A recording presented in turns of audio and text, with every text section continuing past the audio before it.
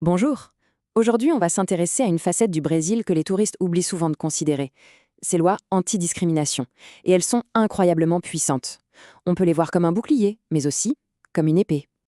Alors, est-ce qu'une simple blague, une vanne un peu douteuse, peut vraiment mal tourner au Brésil?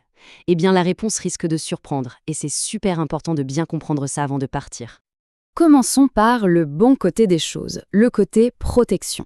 On va voir comment le système juridique brésilien est pensé pour protéger absolument tout le monde des préjugés, y compris les touristes. Tout part de là. C'est la base de tout. L'article 5 de la Constitution brésilienne pose ce principe comme le fondement de tous les droits dans le pays. L'égalité, c'est la loi suprême, point final. Et ce qui est vraiment essentiel à retenir, c'est que la Cour suprême a été très claire là-dessus. Cette protection s'applique à tout le monde. Qu'on soit résident ou simple touriste de passage, on bénéficie des mêmes droits fondamentaux contre la discrimination que n'importe quel citoyen brésilien. Et ça, c'est pas juste des mots en l'air. La loi sur la migration de 2017, par exemple, le dit noir sur blanc. Elle garantit l'égalité des droits à la vie, à la liberté, à la propriété. Elle interdit qu'on vous refuse l'accès à un hôpital ou une école. En gros, un visiteur est vu comme une personne avec des droits, pas comme une menace. Bon, maintenant, passons de l'autre côté. On a vu le bouclier, voyons l'épée. Car ces lois, si protectrices, sont aussi extrêmement strictes et elles impliquent de lourdes responsabilités. Il faut connaître cette loi, la loi antiracisme de 1989. Son champ d'application est très très large. Elle couvre évidemment le racisme basé sur la couleur de peau, mais aussi les préjugés liés à l'ethnie, la religion ou, et c'est ça le point clé pour un touriste, l'origine nationale. Et c'est là que ça devient vraiment sérieux.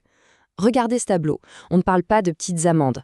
Insulter quelqu'un à cause de sa nationalité, c'est de 2 à 5 ans de prison. Refuser de servir quelqu'un dans un bar, refuser une chambre d'hôtel, ce sont des actes qui peuvent vous mener tout droit en prison pour plusieurs années. Et ça nous amène à la partie sans doute la plus surprenante, la plus contre-intuitive de la loi brésilienne pour un étranger. On sait comment ça se passe, une blague un peu facile sur les stéréotypes, ça peut arriver. Dans beaucoup de pays, c'est juste de mauvais goût. Mais au Brésil, c'est une très très mauvaise idée. Voilà, c'est écrit noir sur blanc dans la loi, la peine est augmentée. Vous avez bien entendu. Le fait que ce soit pour rire dans un contexte de fête ou de détente n'est pas du tout une excuse, c'est une circonstance aggravante. Dire mais c'était juste une blague ne fait qu'empirer les choses. Ok, revenons maintenant au côté protecteur de la loi. Si jamais on se retrouve de l'autre côté, en tant que victime de discrimination, que faire? Heureusement, il y a un système très clair pour se défendre. Voilà le plan d'action en 4 étapes simples. La première chose à faire, c'est d'aller à la delegacia du Policia pour déposer une plainte. Ensuite, il y a un numéro, le 100, une ligne directe pour les droits de l'homme. Il existe aussi une aide juridique gratuite via la Defensoria Publica et on peut contacter le Ministério Público, le procureur, qui peut lancer une enquête. Et il y a du nouveau, et c'est une super avancée. Depuis 2023, la loi garantit aux victimes d'être accompagnées par un avocat dès le début et tout au long de la procédure. C'est un renfort de poids pour s'assurer que la victime soit bien protégée. Donc, en résumé, c'est vraiment ça l'idée de la loi à double tranchant. D'un côté, un bouclier solide. La Constitution et les lois brésiliennes protègent le droit à la dignité et à l'égalité, peu importe d'où l'on vient. Mais de l'autre côté, il y a cette épée. Ces mêmes lois rendent chacun responsable de ses actes et de ses paroles, avec des sanctions pénales qui ne plaisantent pas.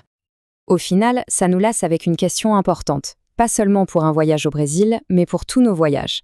Dans un monde aussi divers, est-ce que le respect n'est pas, au fond, le seul vrai passeport dont on a besoin? C'est une bonne chose à garder en tête.